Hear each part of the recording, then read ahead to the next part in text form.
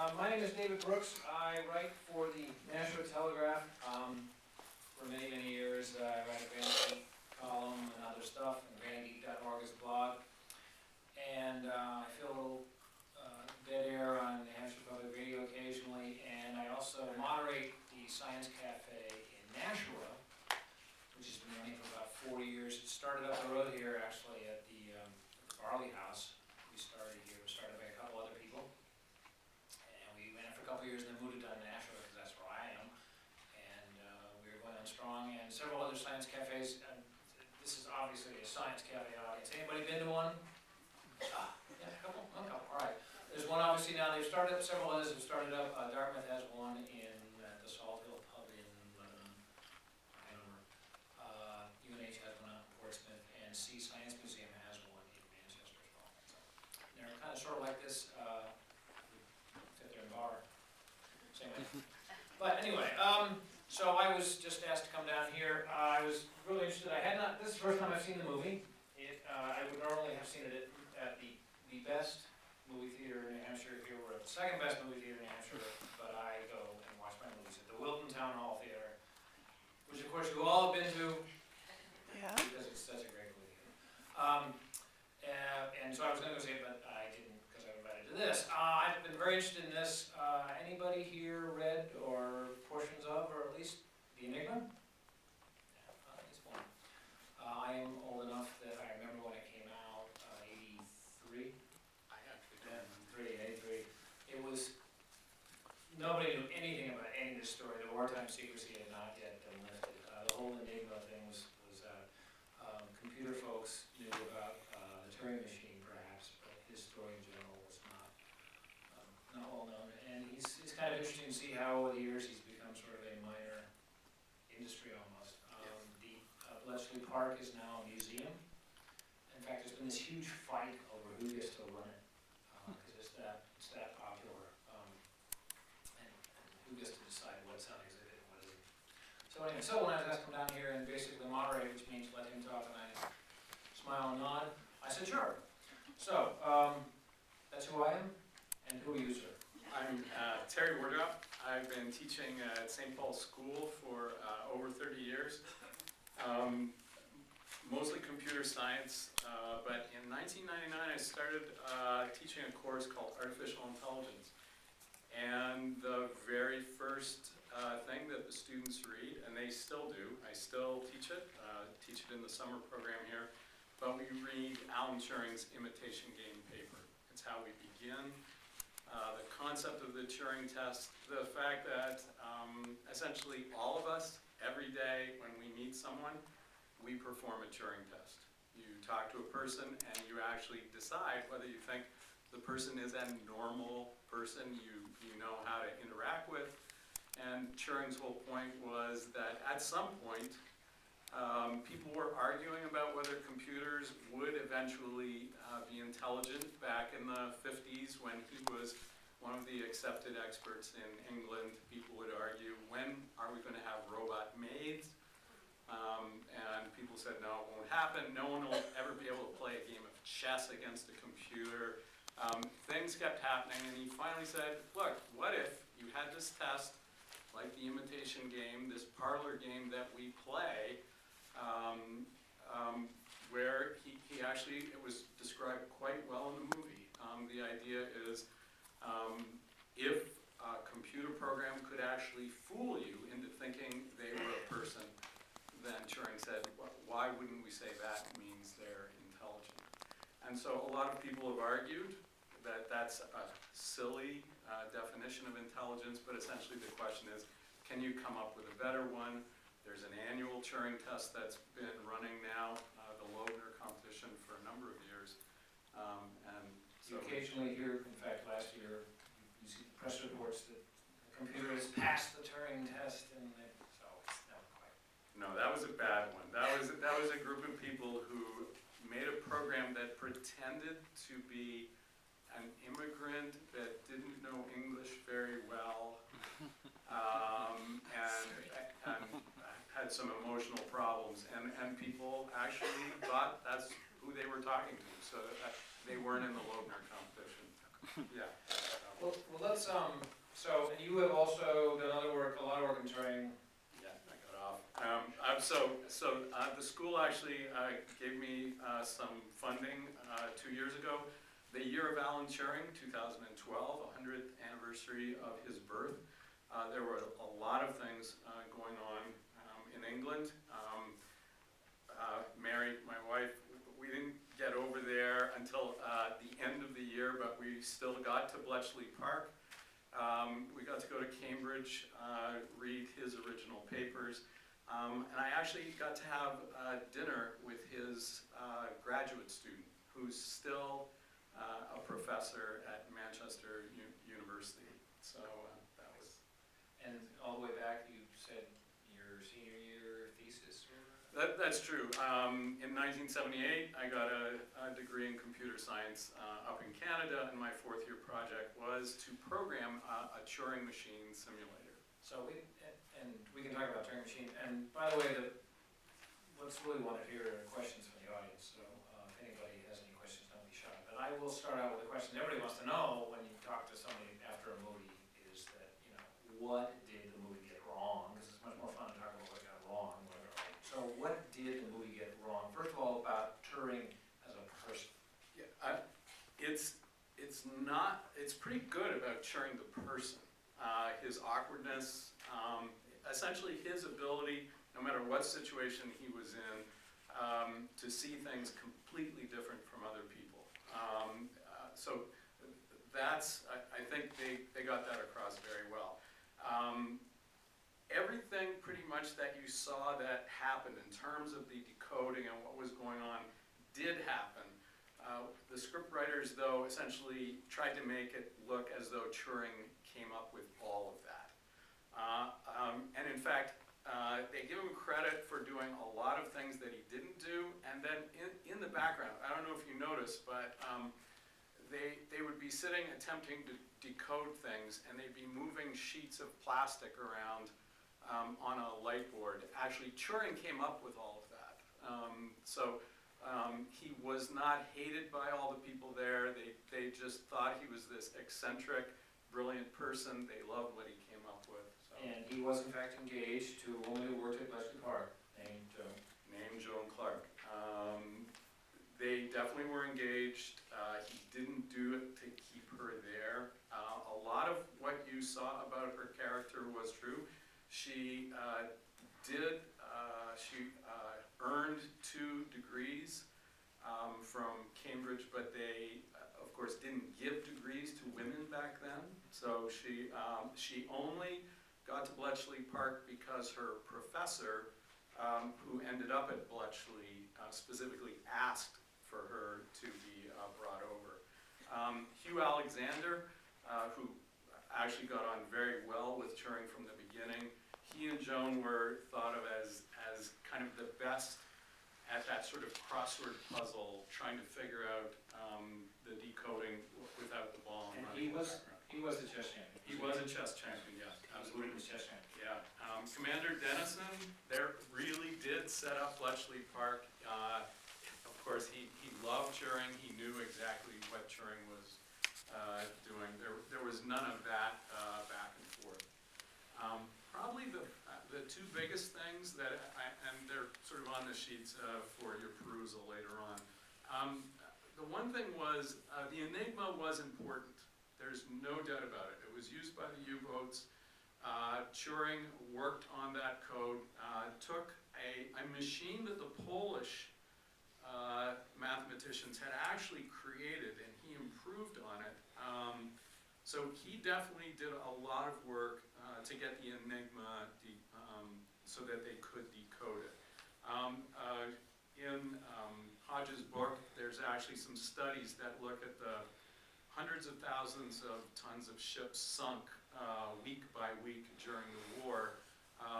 And another big fallacy that they needed in the movie is once midnight showed up on a particular day, they didn't stop working on decoding a particular day's codes.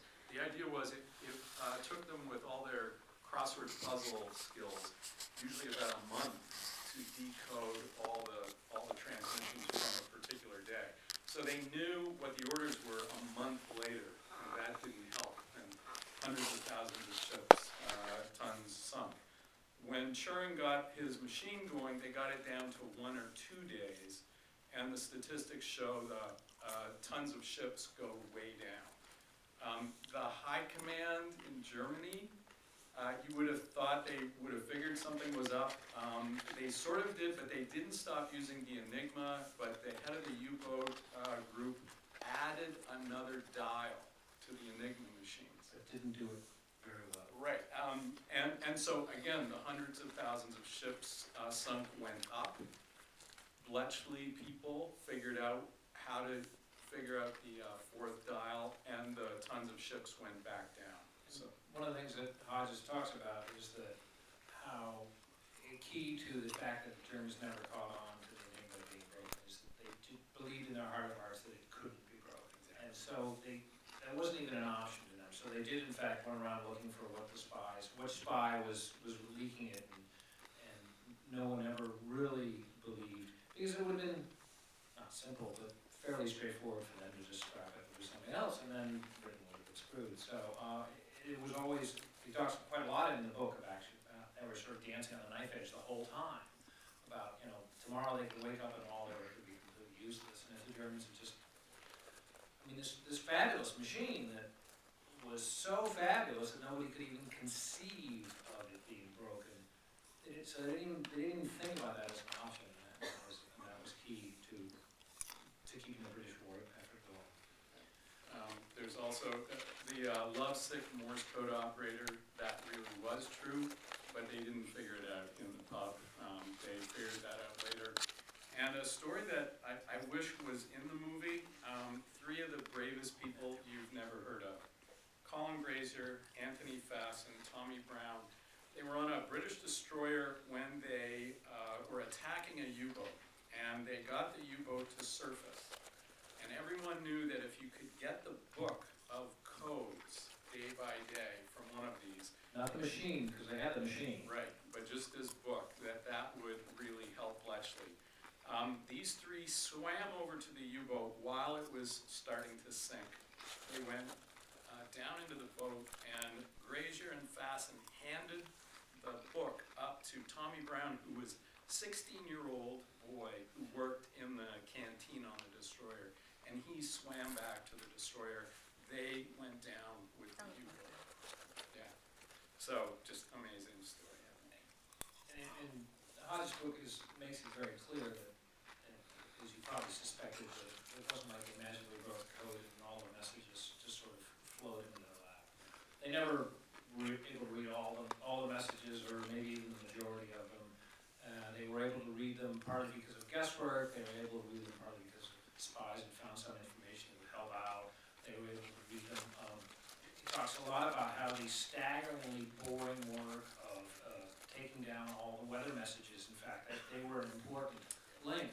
But he said, why the blank are we spending all this manpower writing down and keeping record of all their badly decoded weather messages, because those could be used to figure out the code, and then that figure out the code could be used to help figure out the important messages. So it was a massive operation. He talks about 10,000 people at one point. I'm not quite sure. That might be a little excessive, but It was 8,000 people at a time, but 10,000 people in total worked at Bletchley Park. And this is the amazing thing: no one ever talked. Apparently, people met there, got married, and the husband and wife never told each other what they were doing there. So the secrecy of this place was just incredible. The other big deal is Enigma was not the most important system. Every military organization had their own coding system, and the system that Hitler used to talk to his generals was called the Lorenz machine. Based on their success with the Enigma and creating the machine, they created another computer system at Bletchley that became known as Colossus. It's pretty famous in that another person you've never heard of, Thomas Flowers, who worked at the highest tech organization in England at the time, that was in charge of telephones, which was the highest tech thing going on. They built all those bombs and delivered them to Bletchley. And the name bomb comes from? The Polish, it was a joke about a Polish dessert. So the Polish bomb, that's with an E, that's where it came from.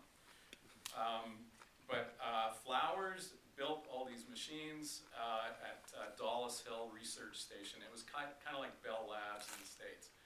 And he was starting to experiment with vacuum tubes. And Flowers was the person who first created a computing system using vacuum tubes instead of the electromechanical telephone switch relays you just watched operate in this movie. Bletchley didn't believe it would work, and he actually built it on his own with his own funds and delivered it to Bletchley, and the thing, when they installed it in this Colossus system, ran hundreds of times faster. And if he hadn't done that, they would not have been able to decode this Lorenz system. And what they were able to do is hear what Hitler was communicating to his generals. Turing, of course, wasn't making the life and death decisions. They sent all this information to Churchill, and Churchill and his people were making these decisions about what information to act on and what not to. And that is a classic quandary that faces all secret services is how much of the secrets that you found do you act on to the point that lets the other guy know you found the secrets. Any questions? I think you've answered my major question, which was that I was surprised in the middle of the movie they're saying, oh my goodness, Heil Hitler, all we need is a word that we can translate, because Rosetta Stone and all that, that's one of the basic principles of decoding anything. So I would assume they were working on that from the very beginning. They were, and the idea that the bomb was the thing that normally allowed them to do the decoding, they actually had come up with a lot of techniques based on that idea so that they could work on things manually. So the bombs, essentially, they would have 20, 30 bombs all running, but the more they could figure out before they started to use the bombs, the quicker they could be. So when you went to Bletchley, did they have like an ultra running? I mean, not the day we were there. It was there. I believe it's the machines that they were using in the movie. the book talks about how when they were all running, it sounded like 10,000 knitting needles at once. Yeah, yeah. And they do. It's again, it's a little weird. Behind Bletchley is the National Computing Museum, and they claim they have nothing to do with Bletchley. They're two different organizations. That's the fight, right? Yeah, it's weird. Like, everybody ignored Bletchley, and it almost fell into disuse. I think Mick Jagger gave a lot of money at one point to get a movie going and get some money in there. But now, with the Year of Alan Turing and the pardon, it really is. It's a place you all really need to visit. Did you say that when the Enigma machine, when the decoding was working, they were able to decode in one day that same message? You said it took up to 2 or 3 days. The fastest, my understanding is they got it was 2 to 3 days. So they would know what the orders were 2 to 3 days after they had been sent, which was it actually took a while for the U-boats to sort of receive the orders and then act on them, and that apparently was good enough so that they could intercept them. So it wasn't just a quick, like this code match and then you decode it quickly. It's No, more than that. The book talks about, I mean, once you decoded the message, you had to decode what they were saying, things like, so when they started the war, they didn't have the maps that the Germans were using. So the quadrants, even if they decoded a quadrant, they didn't have the maps to know what the quadrants went to, things like that. And the lovely movie thing that, we have 10 minutes to save the convoy, quick! Way in the back. No, the Germans used a variety of coding systems. How did the British know which coding system they were trying to decode? They basically would have a section at Bletchley Park for every system. And there would be a section there for the Japanese Navy, the British, the German Navy, the Italians. They had an Italian group, and basically they would learn from each other. And so essentially it was the technology of the time. So the Lorenz company was making all these different coding systems. I believe the Allies might have used some of these as well. And they get certain frequency at certain times. It was they were sending the morning commands out to the U-boats, so it was likely to be the Navy code. And other frequencies would be other services doing other codes. So there was, normal spy information that would help them determine which ones to use. So David, the next time we see a Harvey Weinstein production where it opens based on a true story, can we assume about 50% of it is factual? What's the percentage of this one? Yeah, I don't know, but I have to say that all the people who, so I actually got into this group, the group who worked on the year of Alan Turing, all the historians, all the people, I've left a lot of links on that sheet so you get a sense of all the people who just have been trying to champion Turing for years. What I hear is everyone is clear the biographical changes the scriptwriter took here, but everyone is really pleased that the name of Alan Turing is getting out there, and they do get across that this man really was the person who first used the word computer. He generated the first computer. After the war, he really did design the very first ever programmable computer. He went to build it at the National Laboratory near London and had real trouble. Post-war Britain was Yeah. not a great place to be doing exotic, expensive things. His original professor at Cambridge, Max Newman, who actually ended up being the person at Bletchley who was in charge of actually building all these machines. Newman then went to the University of Manchester, to the math department there, was invited to begin computerizing it, and he took Turing's design, built it at Manchester, faster than Turing was doing it in a government operation. And Max finally said, Alan, why don't you come up to Manchester? I'll give you a job up here. You can be assistant director of the system. There was no director, but he was assistant director. And so Turing actually got to start, instead of designing a computer, he actually got to use the computer.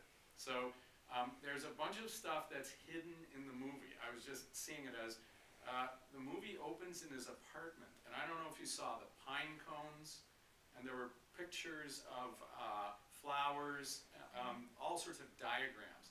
Turing had moved on from all of this. He actually has not only started computer science and artificial intelligence, he started the science of biomorphogenesis. He realized that the kind of DNA coding, the way we develop, it has to not be just straight information, but actually mathematical functions that are in our DNA. And he proposed the idea of the way a sunflower creates its seeds, or a petal is created, or the cow's spots are generated, are due to functions. And he started working on it. His final graduate student, Bernard Richards, that's what they were working on. And so the movie's pretty good at kind of showing what he was working on. And there was actually a few vacuum tubes in the apartment as well. There was no need to have the computer there. You mean he didn't have it in his apartment? He didn't have a computer. No, that was at the University of Manchester, and he'd go in there. Some people suggest that the reason Alan Turing essentially was caught for being a homosexual is he'd lived all his life, Cambridge, boys' boarding school, and the war, where pretty much anything went. He was fine. He was oblivious to social niceties, as you noticed, And it was only when he got to the working class area of Manchester, where they built, it was industrial, they built ships, that he actually all of a sudden stood out for his homosexuality. He was reasonably open, as I gather, about Yeah. his homosexuality, despite the fact that it was illegal. He did have a childhood friend, Christopher, whatever his last name is. Morcom. That was the love of his life. Who did die of bovine tuberculosis when he was at school, and who he did sort of lament his whole life. He also was a runner. He almost made the Olympic marathon team for the England. He would run 20 miles to Bletchley and 20 miles home. He just didn't think anything of that kind of thing. He did write a letter to Churchill, but it wasn't just Turing. It was a group of people at Bletchley where essentially they were not getting any support to do what they were doing. Even the hand simulation, they needed more people, they needed more equipment. And the letter really worked. I mean, It did make it to Churchill, and Churchill did say, hey, give these guys what they need. Correct. Churchill really liked codes, so he was really saying about that. So that sounds like a 60-40. Yeah, there you go. 57.3.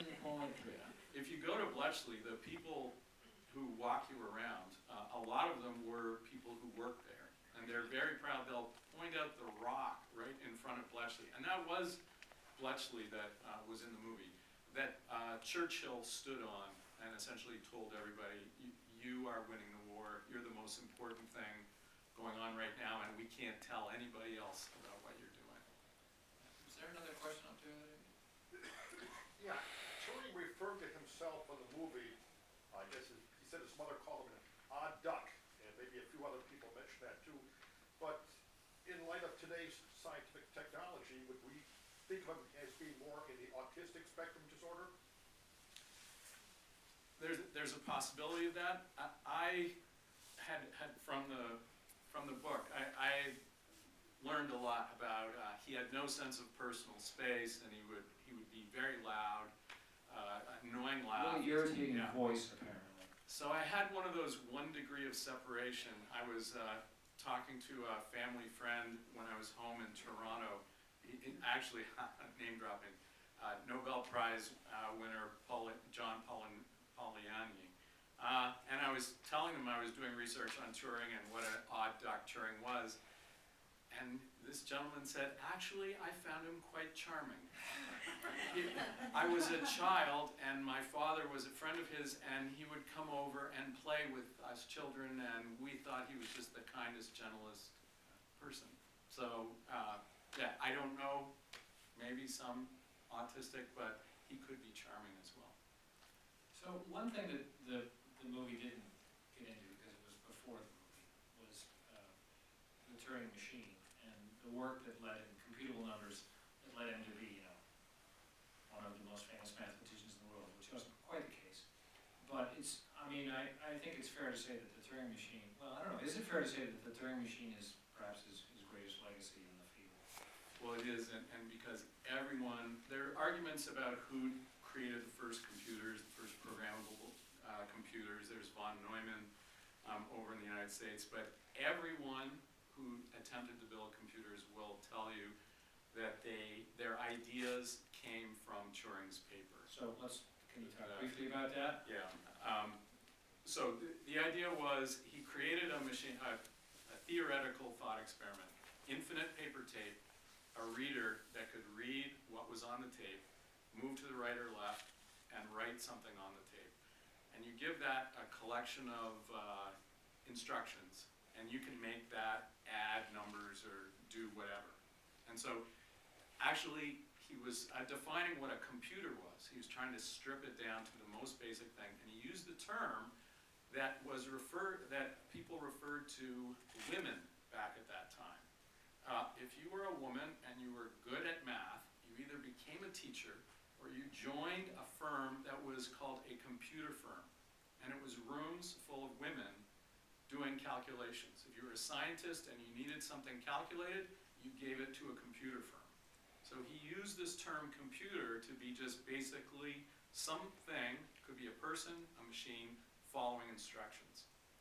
His genius, and in the paper he said, what if you created a set of instructions so that that basic machine could do any other machine?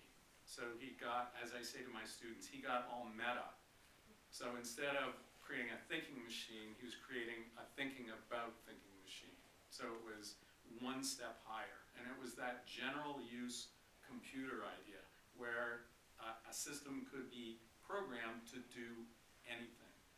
That was his genius, and that's what is in the paper. And he was actually, if any math folks in here, what he was really, what got him into this issue was the idea that was happening at the turn of the century, trying to establish whether mathematics was consistent and complete. And somebody said, well, if there could be a machine that would just work it all out, we could find out whether it is or not. And that was part of what got him thinking about it, because that was like this thing people had talked about, but nobody sat down and this paper wasn't just, gee, wouldn't it be cool to have a little machine that had infinite tape. It was very mathematical and logical when it worked it out. So, but again, that's in some of the really harder parts of the enigma. Yeah, the paper wasn't to come up with a Turing machine. That was a thought experiment to attempt to prove, essentially, Kurt Gödel created the incompleteness theorem and became very famous for it. Turing did it using a Turing machine, and in fact Gödel said, Turing's paper is a better proof of what I was trying to do than what I became famous for. Now, Gödel, now there was an odd duck. Yeah, he was a real weirdo. So. How long has the word digital been kicking around? That's also something, I don't think the word digital was being used back then. The idea of representing numbers as binary and having a telephone switch that could go up or down instead of dials that had 10 different states, that happened right there, Bletchley Park, with Thomas Flowers and the people who were doing that. Yeah, I remember in the book somewhere that Turing had to work with some computer and it was in like base 32 or something because can you write, way in the back there, yeah. Yes, that would be me. Actually, two questions, Terry. One, Bletchley Park, was that staffed and operated strictly by the Brits? And I'll ask the second question as well. The movie alluded to some Russian subterfuge or an MI6 plans. I'm not sure that I quite followed all that, but was that also true? Good point. So there's been a lot of discussion actually about how Turing died. The movie's very good about just tastefully, he goes off and they say he committed suicide. He committed suicide he ate an apple that had, it was cyanide. He loved the movie, is it Snow White or Sleeping Beauty? Snow White. Snow White. Anyway, and eating the apple. A bit of an odd duck yourself. Yes. Turing's mother, though, says no, he did not commit suicide. Turing was a slob, and he loved doing amateur chemistry experiments, and he actually was, and I think it was in there, he was actually attempting to silver plate spoons, where you need that in order for that to happen. And he said he was a slob, he loved eating apples, he got some poison on his apple and he ate it before he went to bed and he just died. And then there's another group that says no, because he was in the paper for being a homosexual, MI5 or MI6 were worried about him as a security risk and they assassinated him. But Bletchley Park was all British. There were a couple of Americans, essentially they're observing, but it was primarily. Certainly looked at and talked anything about any spy issues. I'm sure there were spy issues, but. Yep. Any idea what Need to be Alan pushy. Turing, I'm sorry? No, go ahead. Okay, any idea what Alan Turing would think about, Hawking and Gates and company are saying about artificial intelligence these days? The Imitation Game paper, you should all read. It's amazing how easy to read it is. It's in a learned journal. He's talking about really difficult stuff, but anyone can read it. And it's a really interesting description. and he makes predictions. He said, if we can create a system that can follow instructions and essentially learn how to learn, he said, if you can do that, he said, I believe in 50 years, you might have a system that actually passes the Turing test. And this was back in 1952, I think it was. I actually was able to take my AI class to Dartmouth 50 years after that paper, where they ran the Turing test there, and it was incredible how abysmally bad the programs were at that time. They've become much better over the last 10, 12 years. You can go to the Loebner competition website and read transcripts of the questioners and the responses, not only from the computer programs, but from they hire people to be there, to be questioned, to represent the human race, and answer things. And they give an award for the program that's most like a human, and unfortunately, they also give an award to the human who's judged to be most like a computer. But he did not express any concern about it, the way Gates and Hawking have recently. Concerned that artificial intelligence will get too good to become a problem. No, he did not. I was wondering, they introduced when Joan came to visit him after he was arrested, or that the hormonal treatment seemed to affect his abilities. And so I thought maybe that's contributed to the suicide. Was that possible?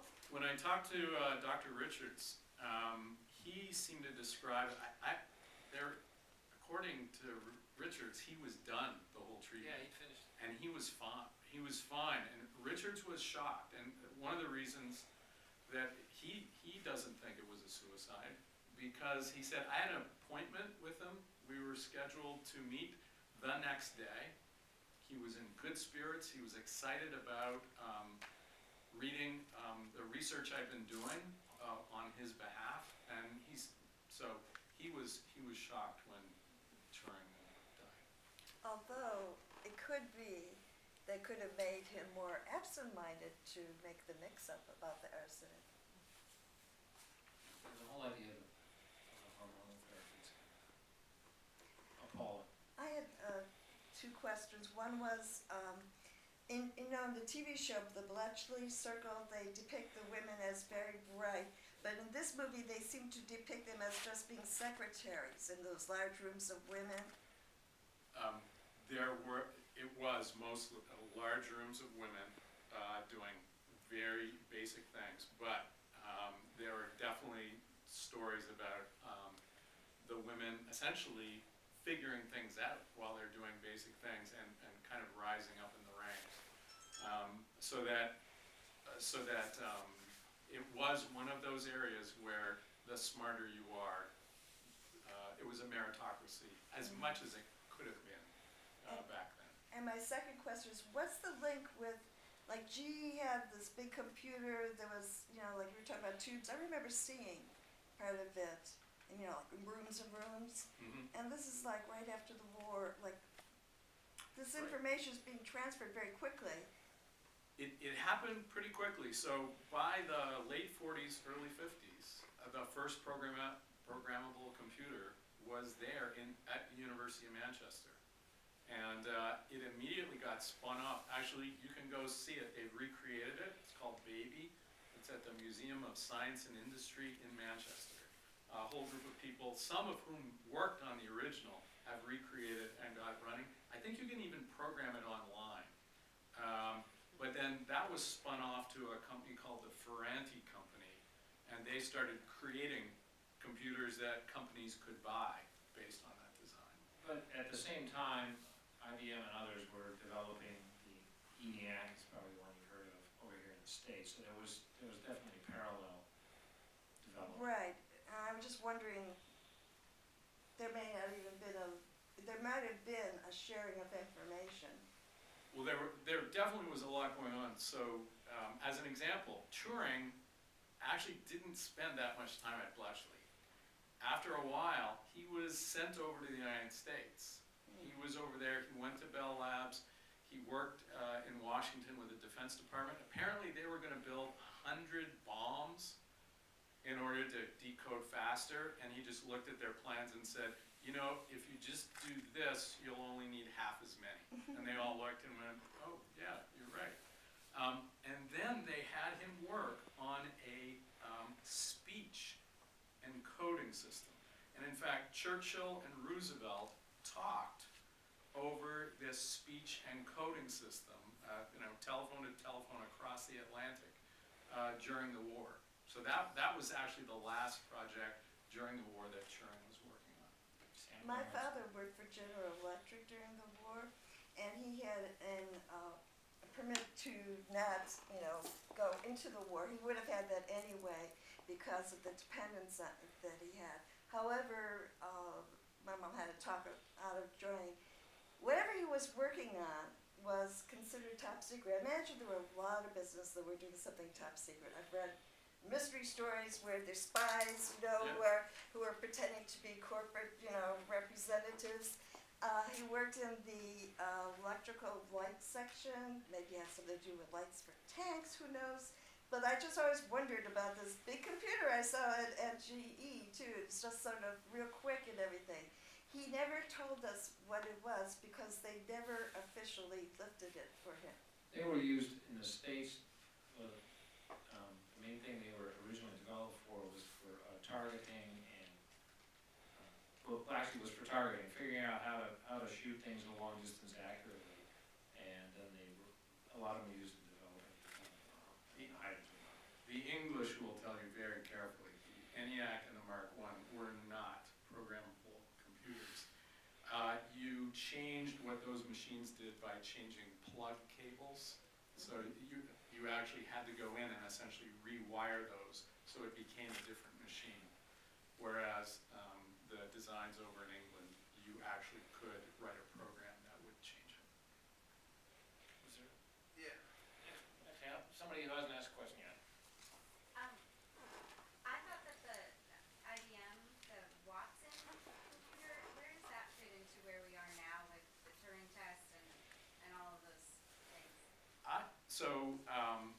Watson, the way to make a computer program smarter is you can either make a computer program smarter or you make the environment simpler. And essentially, the Watson machine is incredible at what it does, but they have that very specific environment of the Jeopardy world. My students have to ask whether they think Turing tests will ever be passed, and I throw the Watson Jeopardy show at them. Everybody know what he's talking about? Yeah. So IBM is pretty famous for building Deep Blue that in '97 beat the best human chess player. And apparently the day after they did it, they were looking for the next idea, and they were in a bar celebrating. They said, what's our next task? And on TV was Jeopardy. And so they decided, okay, the next thing we're going to do is we're going to build a computer that can play the game of Jeopardy on TV better than the best human. And it was 2 years ago. Exponentially larger. Yeah, right. 2 years ago, there were Jeopardy shows with the Watson IBM computer. They built a TV studio for Jeopardy in a building where Watson was, and essentially Watson could not talk to the internet. All it was doing was answering questions based on the information it was storing. And it's an amazing thing to YouTube if you've never watched that show.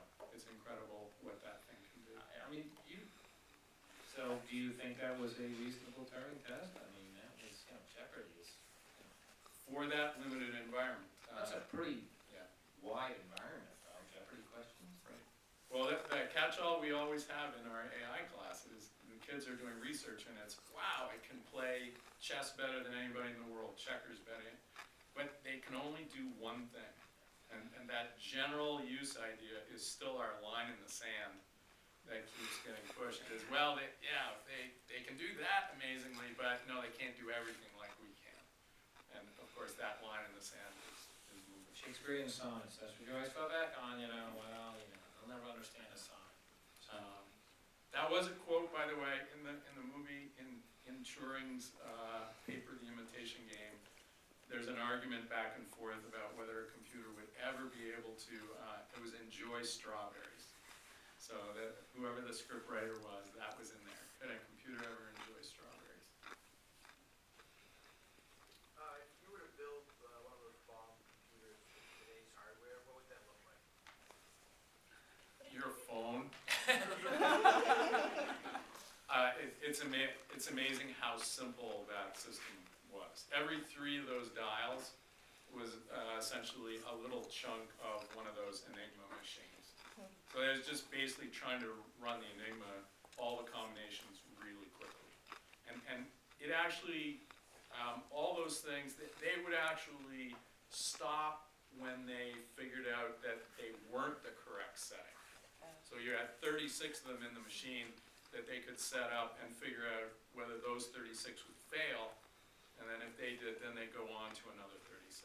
And that's what was taking so long. You have to guess that the Allies also had to write code. Was Turing involved at all with that? Just the speech encoding. So you're right. Everybody used it. And in fact, I read a certain amount of, the Germans had their own Bletchley Park where they were attempting to decode things, and I guess they got close, but they were never able to break the codes. So you, as I quoted you in the column, and you have it here talking about, maybe he was the most important, how you put it here, Most important. important person from the 20th century, just to sort of stimulate, so defend that outrageous statement. And so I gave a lecture this fall, and you can go see it on YouTube. I've got a link here. You go to the SPS engineering site to see. But here's what I've got. He is the first to coin the term computer. He created the design for the first programmable computer. He created the Turing machine, the theoretical backbone. He created the test for intelligence, which started the artificial intelligence science. I think he won World War II. Wrote first programming manual. He was the first. He actually had a computer, this massive computer at University of Manchester, and he was the first. He had to tell someone something, and he typed it into the computer and had it print out, and he handed that off. So he's the first word processor who ever did anything. He actually decided he needed the computer to tell him when something was done, so he attached a speaker to it, and he added some programming, so he got this speaker to beep. So he created the first computer music ever. He never was able to work on a computer that could do it, but he wrote the first chess-playing computer algorithms. So people have taken the algorithms that he wrote down, they put them in computers, so he wrote the first ever chess-playing program for a computer. He started the science of biomorphogenesis, so I think that's a pretty good list. I would put it up against Einstein, I think. And as part of the year of Turing, he was, my head word, they overturned his conviction, right? They did. Yeah, so that was wonderful. They did that. But it was interesting, the Enigma, talking about how he dealt with his homosexuality and how it was sort of not casual, but it wasn't that big a deal to the people as well. I mean, he had to learn, and that's the imitation game idea. You have to learn to imitate, normal society if you're considered abnormal. So that was part of what he had to do. But it wasn't as much of hiding as you would think. So yeah, that actually was a parlor game back then. So you would put a man in one room, a woman in another. You'd close the doors, and you'd ask this questioner to ask questions of the two rooms. And one time, the woman would try and pretend to be the man, and another time, the man would try and pretend to be the woman, and the questioner had to try and figure out what was going on. And so this was a popular game. And the imitation game, his paper specifically talks about female, right? Right. So that's what Turing knew And of course, he was essentially doing his own imitation game, ostensibly trying to pretend to be heterosexual. So one of the strengths of the Hodges biography, and what a lot of people love about the way the movie was created, was that it did not shy away from that part of Turing's life. That was a very important part of the book. And people were really pleased when the movie did not shy away from that part of Turing's life. I thought the kid they had that played him as a voice. Oh, that was What a great face. And I thought Sherlock, because you can't pronounce his real name, the actor was terrific. I didn't really think he'd be able to pull it off. I thought he was too sexy and movie starish to do it, but he actually was very good. So what if at 41 he continued, he didn't die, what would have happened, what might have happened in his field, in the world? I feel like he'd moved on. He was not as interested in that. Now he was just going to essentially apply the fact that these machines were now available, so he could actually answer a lot of really interesting questions that he was interested in, like how do we develop as systems ourselves. I think that's where it was going. There was a number of physicists and computer geek types who, after midlife, they switched over to biology. It's a not uncommon thing to happen, partly because biology questions are so much more complicated, so much more difficult than physics questions. Can you just take a couple more? Two more questions? Anybody got anything? One right there. When they issue a Turing test, is it done with text or is it done with voice? It's text. And essentially, the way the Loebner competition runs, it's just a bunch of people in front of computers, and you go into a collection of virtual rooms. If you're a questioner, I think you go into 40 different rooms, and you have to spend, I think, 5 minutes in each. And at the end of the 5 minutes, you write a score of whether, it's +1 if you think it's a person, and -1 if you think it's a computer, and somewhere in between if you're not sure, and that's how they do it. Has a programmer entered that competition more than once? Yes, there are a number who do it a lot. Some of the, if you've ever talked or got online and tried to type to a chat bot, there's a couple of them that are out there. I mean, so AI history, it started with Eliza back in the 60s, but then AliceBot, Smarter Child, they have evolved, and the people who create those keep entering them in the competition, and they keep doing actually quite well. You could easily be fooled online by a bot that thinks it's human, partly because it's a narrow confines you're conversing with, but half the people I talk to online aren't all the people I'm sure. How many people have had this? Because I've had it lately. The various telephone systems that you talk to, eventually you realize you're not real, talking right? to a real person. It's starting to be That's more why and more. Gates is a little worried. Yeah. Well, thank you both. This is great. And if anybody wants to stay after and ask questions, please do. All right, thank you. Thanks.